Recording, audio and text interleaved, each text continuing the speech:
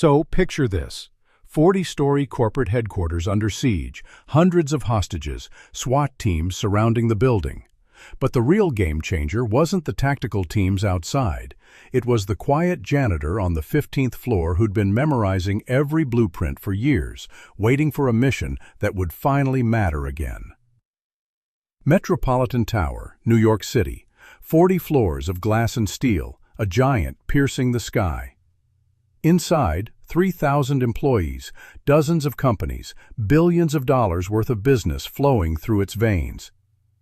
In the heart of Wall Street, the financial center of the world, every morning at 6 a.m., security guards arrive, cleaning crews begin work, elevators start running. Thousands of people come and go, nobody really sees each other, everyone lives in their own little world. But one man was different. He saw everything. Marco Petrov, 52 years old, medium height, quiet. 15 years as Metropolitan Tower's maintenance worker. He knew the pipes, cables, ventilation systems, every floor, every room, every hidden passage. He carried the building's anatomy in his head. Employees would see him, but not notice him. The maintenance guy, they'd say, not even knowing his name. To them, Marco was like furniture, useful but invisible. But Marco saw them, all of them. Who came when, who talked to whom, what habits they had. In 15 years, he'd learned all the building's secrets. And Marco had secrets too. 20 years ago, Marco was Staff Sergeant Marcus Petrov, U.S. Army Special Forces, Green Beret. Urban warfare specialist, building clearing operations, hostage rescue expert, Bosnia, Kosovo, Afghanistan, Iraq. Everywhere, in city wars, inside buildings, in narrow corridors, in places where death waited around every corner. This was Marco's specialty, surviving in man-made labyrinths and defeating the enemy. His last mission was in Baghdad, a terror headquarters converted into an office building. 5 stories, packed with 200 armed militants. Marco's mission: get inside, rescue hostages, neutralize terrorists. The mission was successful. 50 hostages rescued, no civilian casualties. But 3 men from Marco's team died, very close friends, brothers. That day, Marco decided. Enough. 20 years of war, 20 years of death. It was time to transition to civilian life. But the transition wasn't easy. PTSD, survivor's guilt, inability to adapt to civilian life. Marco became quiet, withdrew from people. Maintenance work was perfect for him. Quiet, alone, no need to talk much to anyone, and most importantly, buildings. Marco understood buildings, and they understood him. For 15 years, Marco had created a perfect routine. Work at 6 a.m., home at 6 p.m. He'd check every floor daily. First floor lobby, 2nd to 10th retail and restaurants, 11th to 35th offices, 36th to 40th executive floors. Hidden passages, maintenance tunnels, emergency access ways, all of them. Employees called Marco the ghost. He'd be there 1 minute, then vanish, always silent, always working, always invisible. But Marco was watching them too. Professional habit, always scanning surroundings, identifying threats, planning escape routes. Jennifer Walsh, financial advisor on the 32nd floor, arrives every morning at 8:15, always a latte with extra shot. David Kim, tech consultant on the 27th floor, always stressed, always on the phone. Angela Rodriguez, executive assistant on the 35th floor, covers for her boss, always professional. Marco knew the patterns of 3,000 employees. Who was normal? Who was different? Who was a potential threat? And that Tuesday morning, something was different. 7 Marco was checking electrical panels on the 15th floor. Normal routine, normal day. But something was off. The elevators, wrong rhythm. In normal patterns, employees arrive 8 to 9, lunch 12 to 1, exit 5 to 6. But now, at 7:30, elevator activity was excessive. Marco turned on his maintenance radio, listened to the security desk. Normal chatter, nothing suspicious. But Marco's instincts were sounding alarms. He went from the 15th to the 1st floor, observed the lobby. Groups of men, well-dressed, but wrong energy. Business suits, but military posture. briefcases, but heavy, unbalanced weight distribution. With his 20 years of experience, Marco recognized it. Weapons. There were weapons in those briefcases. He immediately went to the second floor, continued observing from the restaurant level. More men, same pattern. Coordinated movement, communication through earpieces, systematic positioning. This was an invasion. Professional, planned, military-style operation. Marco went to the emergency stairs, started climbing. He stopped at every floor, observed. 5th floor, 10th floor, 15th floor, same pattern everywhere. Strange men, strategic positions, weapons. He stopped at the 25th floor, looked out the window. Street level, vans, black SUVs, communication equipment, but no police, no SWAT, no alarm had been raised yet. Calculations were spinning in Marco's head. How many men? What weapons? How organized? How much time left? And then he understood. This wasn't just a robbery, this was much bigger. It started at 9:15. Marco was inspecting ductwork on the 20th floor when the building's internal communication system rang. But it wasn't a normal announcement. Attention all building occupants. Accent, Eastern European, maybe Russian, professional, calm, terrifying. This building is now under our control. All floors are secured. Do not attempt to leave. Do not attempt to call outside. Comply with instructions and no one will be harmed. Marco froze. This voice, this accent, this style, he recognized it. From the Yugoslav wars, Kosovo operations, professional military, probably ex-special forces, definitely dangerous. He ran to the emergency stairs, started going down. He backed up to each floor, assessed the situation. 5th floor. Armed men, assault rifles, tactical gear. Professional setup, fields of fire established, communications working. 10th floor. Hostages, office workers on the ground, hands behind heads.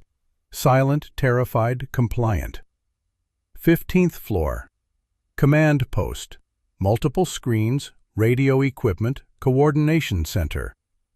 Marco retreated, went up to the 22nd floor. In the maintenance office, he picked up the phone. No line. Cell phone. No signal. All building communications had been cut. He looked out the window. Police cars approaching. SWAT vans, FBI trucks. But the building was surrounded, no one getting in. And Marco realized this was his war zone. And he was the only free friendly inside. Marco took equipment from the maintenance closet. But not cleaning supplies, a hidden cache. Things he'd hidden 20 years ago just in case. Tactical knife, compact radio, night vision goggles, small explosives, and most importantly, his service pistol. Glock 19, maintained, loaded, ready. But Marco was one man against a 40-floor building. Strategic thinking was needed. First, gather intelligence. How many enemies? Where positioned? What do they want? What's the timeline? Crawling through ventilation shafts, he went down to the 15th floor. Near the command post, he observed through a duct grill 6 men, all armed, all professional. Leader, tall, scarred, definitely ex-military. On screens, building schematics, police positions outside, hostage counts. Russian conversation. Marco knew some Russian, enough to understand. Phase 1 complete. All floors secured. 2,847 hostages confirmed. Phase 2 in 30 minutes. Target floor 35. Extract the package. Police response predictable. SWAT establishing perimeter. We have 4 hours before they attempt entry. Package. 35th floor. Marco activated his mental map. 35th floor, executive floor, CEO offices, high security areas. This wasn't robbery. This was espionage, corporate secrets, maybe state-level intelligence. In the maintenance tunnels, Marco drew maps. The building's 3D anatomy was in his head, but he transferred it to paper. Every access point, every vulnerability, every advantage. The enemy was strong but predictable. Standard takeover protocol. Secure floors, control communications, establish perimeter, execute mission, extract. But they didn't know the building. Marco knew it. Maintenance tunnels, ventilation shafts, utility access ways, hidden passages. You can't see these on blueprints, you have to live them. The plan. Second target, leadership. Eliminate the leader. Third target, hostage extraction. Get innocent people to the safe zone. But first, he needed to send a message to SWAT. Marco went to the roof, modified his maintenance radio, made a transmission on emergency frequency. SWAT command. SWAT command. This is friendly inside building. Maintenance worker, ex-military, building layout expert, ready to coordinate internal operations. Static. Then response. Friendly inside. Identify yourself. What's your position? Marcus Petrov, 15-year building maintenance, ex-Green Beret urban warfare specialist. Currently roof level, mobile throughout building via maintenance access. I have eyes on hostile positions. Petrov, what's your assessment? Approximately 30-40 hostiles. Professional military training, assault weapons, coordinated command structure. Hostages secured on floors 5, 10, 15, 20, 25, 30. Command post floor 15. Target appears to be floor 35, executive level. Can you assist extraction? Affirmative. I know every access point, hidden route, structural vulnerability. Request permission to begin internal operations. Pause. Then, permission granted, call sign, Ghost. We'll coordinate. Ghost. Perfect call sign. Marco had been a ghost for 15 years anyway. The first strike was in the electrical room. Marco went down to the 15th floor through maintenance access, reached the command post's power supply. Small explosive, timer set, strategic placement. Not enough to harm people, but enough to disrupt electronics. Explosion. Lights out. Emergency power kicked in, but limited. The command post fell into chaos. Marco moved, dropped into the command room through the duct system. Behind the leader, knife to throat. Don't move, don't speak, don't breathe wrong. Perfect Russian, learned in Kosovo. Your operation is over. The leader tried to resist. Mistake.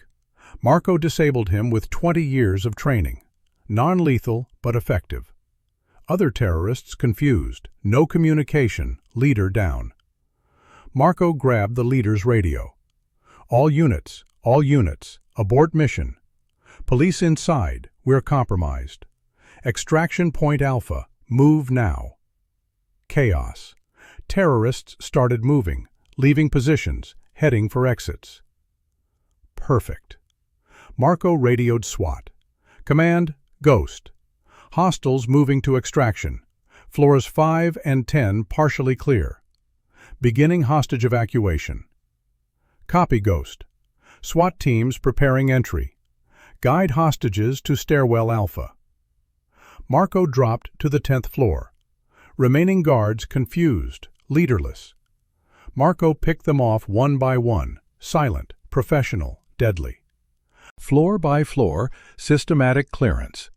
Marco's 20 years of experience, SWAT's firepower, knowledge of the building's anatomy, the combination was unstoppable.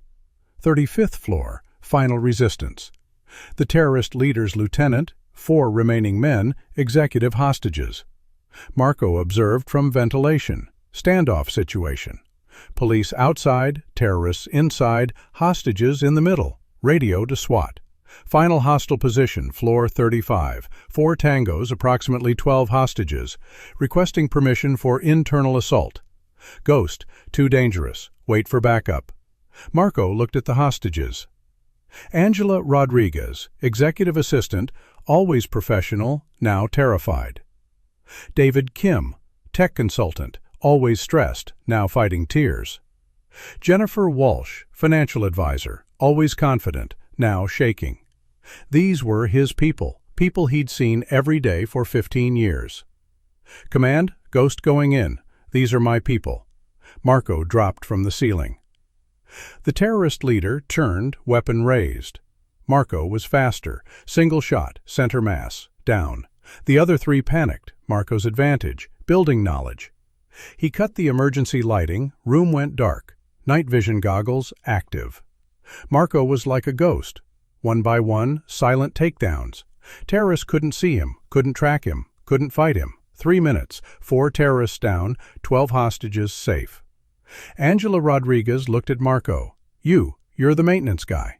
Marco smiled. "Yes, ma'am. Just doing my job." The media called it miracle at Metropolitan Tower. 2,847 hostages rescued, 0 civilian casualties, terrorist plot foiled. SWAT commander at press conference. Success was possible thanks to internal coordination with building maintenance specialist whose knowledge and courage saved countless lives. Marco didn't do interviews. He didn't want fame. He just went back to his job. But something had changed. Employees now saw him. "Hello, Marco," they'd say. "Thank you, Marco." They knew his name. Angela Rodriguez brought him coffee every morning. "For our hero," she'd say. David Kim would tell Marco about technical problems, ask for advice. Jennifer Walsh had offered to help with financial planning for retirement. But for Marco, the most important thing was something else. After 15 years, he'd completed his mission. Real mission. Protect innocent people. Use skills for good. Be a hero when needed. Green Beret training never dies. It just waits for the right moment, right cause, right battle. You know what I told you? Never underestimate the invisible people. That maintenance worker, that janitor, that security guard. They might be the building's real owners, and if danger comes, they'll be the first line of defense, because they know every corner, know every secret, and are ready to protect. Do you know an invisible hero like this? Someone with extraordinary skills hidden in an everyday job? Write their stories in the comments. Because here at Time Awakened, we honor the unsung heroes, the ones working in the background, not wanting attention but stepping up in critical moments. Don't forget to subscribe. Don't forget to share. Every building needs a ghost.